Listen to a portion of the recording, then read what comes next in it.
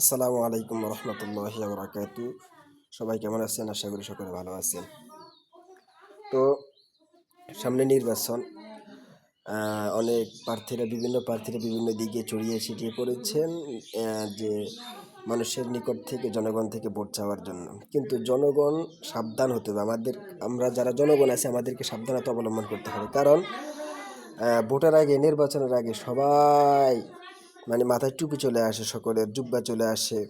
তারপর হচ্ছে ৫ ওয়াক্ত নামাজ পড়ে, নামাজ কাজা হয় না, মসজিদে গিয়ে যায়, মাদ্রাসা যায়, সবার নিকট যায়। কিন্তু নির্বাচনের পরে তাদেরকে খুঁজেও পাওয়া যায় না। যদিও তাদের অফিসে যায় তখন তারা আমাদেরকে আর মূল্য দেয় না। এজন্য আমরা নির্বাচনের আগে যারা ৫ ওয়াক্ত নামাজ পড়তো নির্বাচনের আগে পুরা বছর, সারা বছর যারা ৫ ওয়াক্ত নামাজ পড়তো, যাদের সারা বছর যাদের মাথা টুপি ছিল, যাদের সারা বছর পাঞ্জাবি ছিল, রসুলের সুন্নত, যে আল্লাহর আমানতকে রক্ষা করতে পারে তাদেরকে ভোটটা দিব। কারণ যে আল্লাহর আমানত রক্ষা করতে পারে সে বান্দার আমানত রক্ষা করতে পারবে।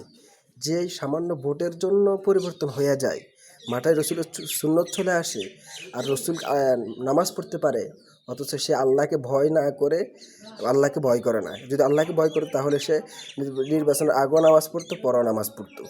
এখন ভোটের জন্য তার মাথায় টুপি চলে আসে।